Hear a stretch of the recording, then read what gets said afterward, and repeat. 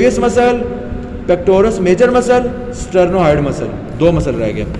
अच्छा लैटरल पे आ गया, लैटरल सर्विस पे आ गया। लैटरल यानी जो फ्लैटेंड है इस सर्विस पे आ गया। लैटरल 1/3 होता है, ये मैंने पेन रखा हुआ है। तो ये जो क्लेविकुलर बोन है, ये अभी मैं इसका जो पेन रख रहा हूँ, ये जो क्लेविकुलर बोन है इसके जब मैंने यहाँ पेन रखा है तो ये पेन का ये वाला जो एरिया सारा मीडियल है 2/3 जो सिलेंड्रिकल है, और ये लैटरल जो है हमारे पास 1/3 आ गया। तो इस 1/3 के अंदर हमारे पास 2 सर्फेसेज और 2 बॉर्डर है। बॉर्डर इसमें क्यों, क्योंकि ये फ्लैटेंड है तो इसके अंदर कोने होंगे।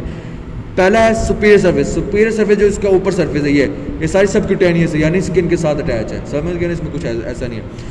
इन्फीरियर सर्फेस, इन्फीरियर सर्फेस पे हमारे पास 3 चीज़ें आ रही हैं। कोनॉइड ट्यूबरकल, इन्फीरियर सर्फेस क्या होगी, ये सुपीरियर है, इसका 180 डिग्री नीचे चले जाओ ना, ये आ गया हमारे पास inferior surface. Conoid tubercle, trapezoid ridge, 3 चीज़ें नहीं है, वो 2 ही चीज़ें हैं। अब कोनॉइड ट्यूबरकल क्या है, ये जो गोल सा एरिया बड़ा सा पहले बना हुआ है ना, ये कोनॉइड ट्यूबरकल है। इसी के अंदर से आगे एक्सटेंशन निकल रही है, उसको हम कहते हैं ट्रेपेजॉइड रिज। कोनॉइड ट्यूबरकल जो है ना at the junction of lateral 1/4 का मतलब कि अगर ये लैटरल है और हम इसको 4 हिस्सों में डिवाइड करते हैं पूरी स्कैपुला को, तो इसका जो लैटरल पे 1/4 हिस्सा बच जाएगा ना, उस पे ये आ रहा है। और मीडियल 3/4 का क्या मतलब है कि मीडियल है ना, इसको अगर मीडियल के 4 हिस्से कर देते हैं तो 3/4, जब मीडियल के 4 हिस्सों में से 3/4 एरिया को निकाल देंगे तो 3/4 एरिया रिमेनिंग रह जाएगा ना इधर, उसमें ये आ रहा है हमारे पास। तो at the junction of the lateral 1/4 and medial 3/4 पे हमारे पास कोनॉइड ट्यूबरकल लाया करता है। इसको सिंपल याद रखने का तरीका ये कि लैटरल सर्फेस के इन्फीरियर पे ये लाया करे, जो बड़ा सा बना हुआ है पहले, ठीक है ना। इसी की कंटिन्यूटी, इसी की एक्सटेंशन आगे होती है, वो होती है मेरे पास ट्रेपेजॉइड रिज। ये आगे से निकल रहा है, इसी की एक्सटेंशन ट्रेपेजॉइड रिज है। ये एक्सटेंड करता है लैटरली टू फ्रॉम कोनॉइड ट्यूबरकल, ये है ना कोनॉइड ट्यूबरकल, इसी से लैटरली निकल रहा है, जो बड़ा सा आगे निकल रहा है। अभी आगे क्या मैम ने लिखा है, attachment to conoid plus trapezoid part को करता है coracoclavicular ligament. Coracoclavicular ligament, जो कोरेको क्लेविकुलर लिगामेंट होता है, ये हमारे पास अटैचमेंट देता है कोनॉइड और ट्रेपेजॉइड को। अच्छा ये सबसे मुश्किल लिगामेंट है जो मैं यहाँ से दिखा भी रहा हूँ। ये हमारे पास ऊपर जो हमारे पास ये आ रही है स्टर्नम स्कैप, ये हमारे पास आ रही है क्लेविकल बोन। ये इसके पहले जो आ रहा है कोनॉइड ट्यूबरकल से एक लिगामेंट आ रहा है तो उसको हम कोनॉइड लिगामेंट कहेंगे। दूसरा ट्रेपेजॉइड रिज से आ रहा है तो उसको ट्रेपेजॉइड लिगामेंट कहेंगे। और कोनॉइड लिगामेंट और ट्रेपेजॉइड लिगामेंट को मिला के हम कहेंगे कोरेको क्लेविकुलर लिगामेंट। और ये बॉन्ड भी बनी हुई है।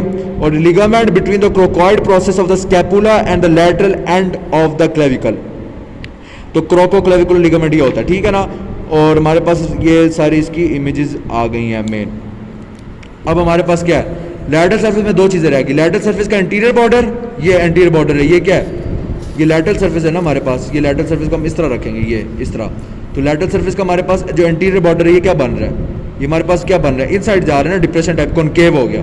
इसमें हमारे पास 5th मसल आ जाएगा, ओरिजिन ऑफ डेल्टॉइड मसल। और पोस्टीरियर जो आ रहा है वो हमारे पास कॉन्वेक्स है। कॉन्वेक्स में हमारे पास इंसर्शन होगी ट्रेपीजियस मसल की। अभी इन दोनों को मैं दिखाता हूँ। ट्रेपीजियस मसल, ये हमारे पास आ गई, ये आ गया ट्रेपीजियस मसल, ट्रेपीजियस मसल। अच्छा ये जो मैं दिखा रहा हूँ ना ब्लू कलर का, ये ट्रेपीजियस मसल, ये हमारे पास अटैच हो रहा है पोस्टीरियर बॉर्डर पे, पीछे वाली साइड पे लैटरल एंड की, ये मैंने दिखा दिया। बाकी जो दूसरा मसल है हमारे पास, ये डेल्टॉइड मसल ब्लू वाला, ये हमारे पास इंटीरियर साइड पे अटैच हो रहा है लैटरल एंड की, ठीक है ना। और ये हमारे पास कॉनकेव वाली जगह पे अटैच हो रहा है। तो हमारे 6 मसल्स हो गए हैं क्लेविकुलर बोन के, ठीक है। अब इसके बाद मैम ने एंड में बताया था green stick fracture. Green stick fracture, अच्छा तो इसमें हमारे पास ग्रीन स्टिक फ्रैक्चर आ रहा है। ग्रीन स्टिक फ्रैक्चर जो होता है हमारे पास यंग चिल्ड्रन में होगा मेनली। और हमारे पास जो होगा इसमें जो होगा when long bond bend and crack instant of breaking. ये लॉन्ग बॉन्ड होगी हमारे पास बेंड भी हो जाएगी लेकिन क्रैक होगी बैक साइड से, लेकिन हमारे पास फुली क्रैक नहीं होगी, इंस्टेंट ऑफ ब्रेकिंग। और कंप्लीटली सेपरेट नहीं होगी इनटू सेपरेट पीसेस। और ये हमारे पास looks familiar to the small green tree branches, इस वजह से मैम सादिया ने इसको ग्रीन स्टिक फ्रैक्चर कहा था।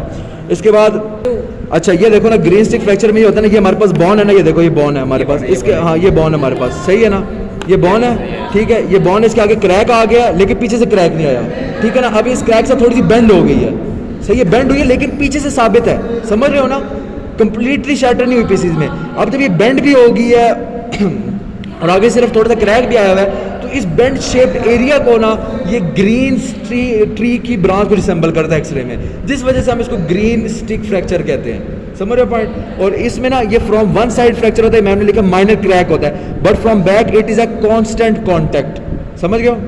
अच्छा तो ग्रीन स्टिक फ्रैक्चर जो है ना वो मैं ये दिखा रहा हूँ, ठीक है। तो ग्रीन स्टिक फ्रैक्चर में देख सकते हैं कि ये बोन जो है हमारी मुड़ी हुई है लेकिन टूटी फिर भी नहीं है, ठीक है ना। अभी मैं एंड में जो पिक्चर दिखाऊंगा उसमें टूटी हुई होगी, लेकिन ये देखिए मुड़ गई है लेकिन टूटी नहीं है, ये ग्रीन स्टिक फ्रैक्चर को रिसेंबल कर रही है। ठीक है, क्लियर हो गया, अब यहाँ तक क्लियर हो गया। अब इसमें जो था ना हमारे सारे बॉन्ड्स का सारे एलोज कवर हो गए हैं, एम्ब्रियोलॉजी भी कवर हो गई है, फीचर्स भी कवर हो गया, आर्टिकुलेशन भी कवर हो गई है, मिडिल एंड लैटरल एंड भी कवर हो गया, लिगामेंट्स भी इसके कवर हो गए हैं, मसल्स भी कवर हो गए, मीडियल सर्फेस भी कवर होगी, लैटरल सर्फेस भी कवर होगी, ग्रीन स्टिक फ्रैक्चर भी कवर हो गया। अब जो इसके एलोज लिखे थे, जो हमें एलोज जो इसके हमें एलोज दिए हुए थे, ठीक है ना। पहला एलो क्या था इसका? पहला एलो था कि identify the side of the clavicle. अच्छा, पहले एलो क्या था? Identify the side of the clavicle, identify the clavicle in the anatomical position, ये एलो हमारा हो गया, ठीक है ना।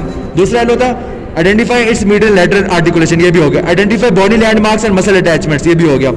Questions number 1, what is the other lame and name of the clavicle? क्या नेम है? कॉलर एंड ब्यूटी बॉन।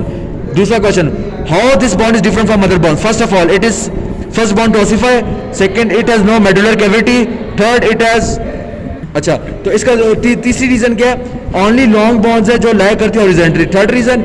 और नंबर 4 इसका ये कि has 2 primary centre of ossification, जो किसी और बॉन्ड की नहीं है। नंबर 5 सबक्यूटेनियस होता है थ्रू आउट बॉन्ड। तो ये 5 वाइड रीजन है जो इसको डिफरेंट करती है from other bonds. Number 3 question, what is the common fracture in the side of the clavicle and what is its reason? The common fracture in the side of the clavicle is the medial 1/3, ठीक है ना। medial 1/3 is the side where it cracks the most. Why? ये वाला, ये इधर ये जो bend होता है, और मगर मोस्ट ये मीडियल है ना, मीडियल 1/3 का है मैंने, 1/3 हमारे पास ये बनेगा इस तरह, बिल्कुल सही करेक्ट किया मुझे। ये मीडियल 1/3 जो होगा वो ये वाला एरिया बनेगा। ये इस एरिया में ना देखे बहुत ज़्यादा ह्यूज बेंड आ रहा है, तो मैम ने इसकी रीजन ये बताई थी कि weakest point is the point where the most of the bend lies, that is the middle 2/3, इसको वैसे मेजरली कहेंगे 2/3, 1/3 भी नहीं, 2/3 में ज़्यादा बेंड आ रही है, देखो 2/3 इज द एरिया। हाँ, और इसकी रीज़न क्या है? जब आप गिरते हो अपने हाथों के बल तो आपका पूरी जो फोर्स होती है वो आपकी फोर आर्म से स्ट्रेच होकर एक्सियल स्केलेटन पे जाती है और ये वाइड बॉन्ड के थ्रू जाती है और इसी वजह से क्रैक कर जाती है। ये इंग्लिश में मैम ने लिखा when fall with the outstretched hands all fall shift from the forearm to the clavicle. That's why this is the reason the 2/3 medial bone cracks. Last question is the what is the role of the clavicle? Very important question.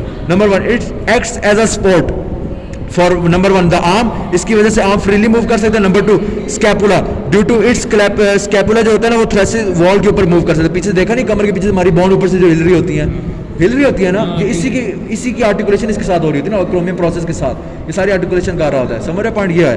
Number 2 it transfer weights, करता नहीं weight, upper limb का transfer weight करता है ना इसके थ्रू। Number 2 number 3 it provide protection to the arteries lying in the cervicoaxillary canal. बताया था ना मैंने, इसका पोस्टीरियर बॉर्डर के पीछे एक कैनाल होता है जिसके अंदर आर्टरीज होती हैं, तो ये प्रोटेक्शन प्रोवाइड करती है, इसका नंबर 3 रोल है। Number 4 helps in the ribs elevation also, कि जब हम इसको रिब्स एलिवेशन जब सांस लेते हैं ना तब ये बॉन ऊपर आ रही होती है थोड़ी सी, तो रिब्स एलिवेशन के अंदर भी हमारी काफ़ी हद तक मदद करती है। ठीक है, हमारे पास ये 4 प्रोसेस हो गए हैं। अब सब क्लेवियन ग्रूव का मतलब होता है बिलो क्लेविकल ग्रूव। इसके अलावा हमारे पास जो क्लेविकल बॉन जो होती है वो, अच्छा ये जो है ना हमारे पास पूरा बन रही है, अच्छा ये है ना हमारे पास पूरा जो है ना स्केलेटन है। ठीक है, ये हमारे पास पूरा स्केलेटन है। इस स्केलेटन के ऊपर ये स्कैपुला है हमारे पास, स्कैपुला, ये ब्यूटी बॉन जिसको कॉलर बॉन कहते हैं, ये मैन्यूब्रियम स्टर्नाई है, इन दोनों के दौरान एंगल बनता है, और ये जो एंगल है ना ये एक्रोमियम प्रोसेस है, इन दोनों के दौरान एंगल बनता है। तो ये हमारे पास एंगल है, और जब ये हम सांस लेते हैं तो अब ये ऊपर हिल रहा होता है तभी ये बॉन मदद करती है, और ये मेजरली हमारी बॉन हर तरह से मदद करती है। मेन पॉइंट जो मेरा इधर एंड में दिखाने का मकसद ये था, स्टर्नम बॉन थी। स्टर्नम बॉन के 3 हिस्से होते हैं, one is the sternal angle, one is the triangular area known as the manubrium sterni and the first costal cartilage and the scapula and the clavicle, these 3 are interconnected at this junction। और इस junction के ऊपर manubrium sterni के ऊपर हमारे पास होती है clavicular notch। इस clavicular notch के ऊपर हमारे पास क्लेविकल बॉन अटैच हो रही थी, वो जो क्लेविकुलर नॉच होती है वो हमारे पास मैन्यूब्रियम स्टर्नाई के ऊपर होती है। क्लेविकुलर नॉच क्लेविकल के ऊपर नहीं होती, मैन्यूब्रियम स्टर्नाई के ऊपर होती है। तो यह हमारी पूरी क्लेविकल बॉन, पूरी इसकी embryology, gross, articulation, muscles, attachment सारी कवर हो गई।